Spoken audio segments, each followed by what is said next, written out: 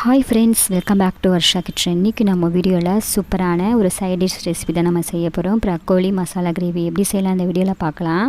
இது வரைக்கும் நம்ம சேனலில் சப்ஸ்கிரைப் பண்ணாதவங்க சப்ஸ்கிரைப் பண்ணிக்கோங்க. வீடியோ பிடிச்சிருந்தா லைக் பண்ணிக்கோங்க. வாங்க இது கூட நம்ம உருளைக்கிழங்கு ஆட் பண்ணி சூப்பராக நம்ம எப்படி செய்யலாம் இந்த வீடியோவில் பார்க்க போகிறோம். அதுக்கு நான் ஒரு ப்ரக்கோலி எடுத்திருக்கேன். இதை நம்ம ஃபஸ்ட்டு நம்ம அடிப்பாகத்தை மட்டும் நம்ம கட் பண்ணிவிட்டு நம்ம இதை க்ளீன் பண்ணி எடுத்துக்கலாம். இதை நம்ம சின்ன சின்ன பீஸாக நம்ம கட் பண்ணி எடுத்துக்கலாம். காலிஃப்ளவரில் நம்ம எப்படி கட் பண்ணுவோமோ அந்த மாதிரி நம்ம கட் பண்ணி எடுத்துக்கலாம்.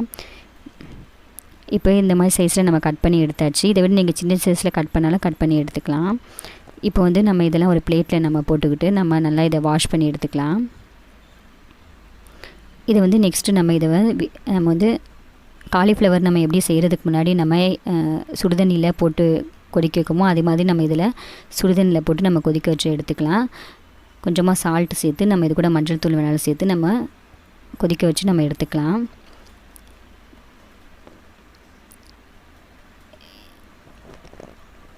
இப்போ நம்ம இது கூட நம்ம உருளைக்கிழங்கு ஆட் பண்ண போகிறோம். அதனால் உருளைக்கிழங்கு நம்ம ரெடி பண்ணி எடுத்துக்கலாம். நம்ம காய் வேகிற வரைக்கும் உருளைக்கிழங்கு இந்த மாதிரி சைஸில் நம்ம சின்ன சின்னதாக கட் பண்ணி நம்ம ஆட் பண்ணிக்கலாம்.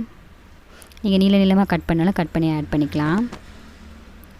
இப்போ இந்த சைஸில் நம்ம கட் பண்ணி எடுத்தாச்சு. உருளைக்கிழங்கு நம்ம வாஷ் பண்ணி எடுத்துக்கலாம். இப்போ நம்ம ப்ரக்கோலி நம்ம நல்லா ஹீட் ஆகிடுச்சு. நல்லா இதை நம்ம தண்ணி இல்லாமல் ஒரு பிளேட்டில் நம்ம எடுத்து வச்சுக்கலாம். பாருங்கள் சூப்பராக. நெக்ஸ்ட்டு நம்ம ஒரு பேனில் 2 ஸ்பூன் அளவு ஆயில் சேர்த்துக்கலாம். இப்போ நம்ம உருளைக்கிழங்கு நம்ம ஃப்ரை பண்ணி இதில் சேர்க்க போகிறோம். அதனால் நம்ம கட் பண்ண உருளைக்கிழங்குலாம் நம்ம எண்ணெயில் ஆட் பண்ணிக்கலாம்.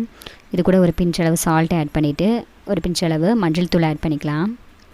இப்போ இது எல்லாத்தையும் நல்லா ஃப்ரை பண்ணிவிட்டு நம்ம கோல்டன் கலரில் வந்ததும் நம்ம இதை ஒரு பிளேட்டில் நம்ம எடுத்து வச்சுக்கலாம். நல்லா கிறிஸ்பியாக குக் ஆகிடுச்சு பாருங்கள். இப்போ நம்ம இதை ஒரு பிளேட்டில் எடுத்து வச்சுக்கலாம்.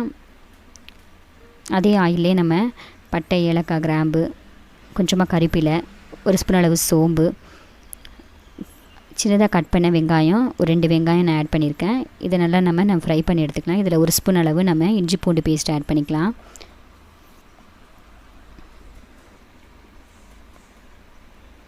இதில் நம்ம பொடியாக கட் பண்ண தக்காளி, ஒரு தக்காளி நம்ம ஆட் பண்ணிக்கலாம்.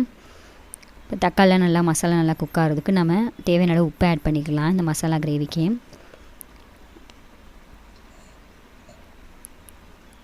இப்போ இது கூட நம்ம எடுத்து வச்சுருக்க ப்ரக்கோலியை நம்ம இதில் ஆட் பண்ணிக்கலாம்.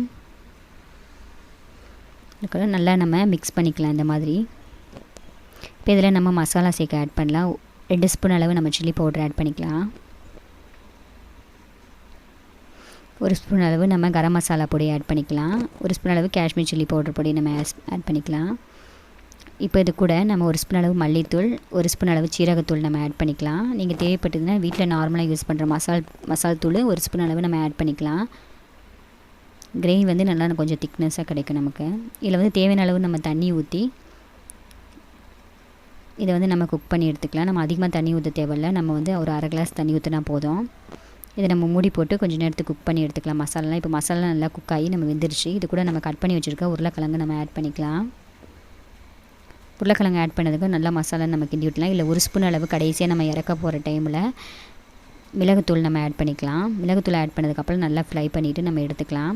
இப்போ சூப்பராக நம்ம ப்ரக்கோலி உருளைக்கிழங்கு கிரேவி ரெடி ஆயிடுச்சு. இது கூட நம்ம கரெக்டாக கொத்தமல்லி தூவி நம்ம அடுப்புலேருந்து இறக்கிடலாம். இப்போ சூப்பராக நம்ம சாதத்துக்கு சூப்பரான சைடிஷ்க்கு நம்ம ரசம் இந்த மாதிரி யூஸ் பண்ணி நம்ம சாதம் சாப்பிடும்போது இந்த மாதிரி செஞ்சு சாப்பிட்டிங்கன்னா ரொம்ப டேஸ்ட்டாக இருக்கும். உருளைக்கிழங்கு ரொம்ப ஃப்ரையாக கிறிஸ்பியாக இருக்கும்.